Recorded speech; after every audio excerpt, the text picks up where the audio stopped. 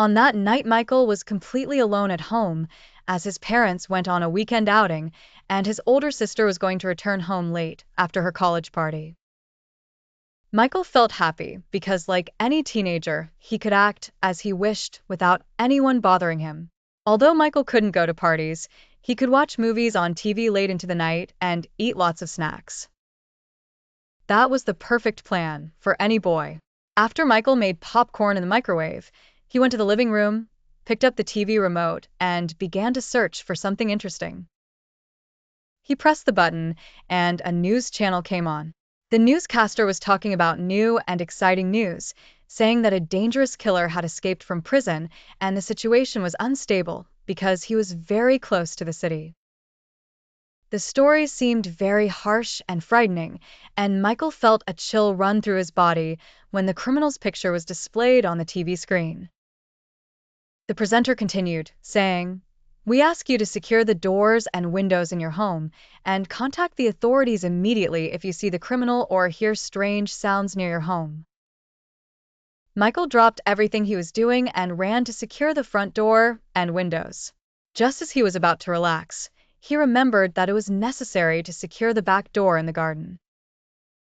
Michael felt anxious and immediately went to secure the back door. That's when he noticed something that paralyzed him. He saw the image of the killer through the glass, standing in his garden. It was the same killer he saw on TV moments ago, staring at him with a strange smile on his lips. Michael felt his legs wobble unsteadily.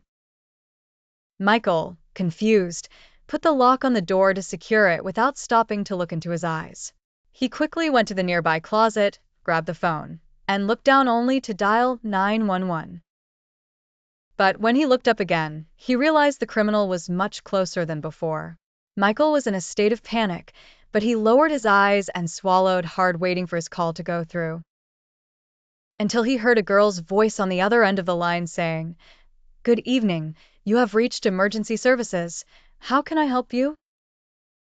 Michael replied, "There is a killer in my garden?" All the courage Michael had gathered vanished when his eyes saw the killer approach him very closely.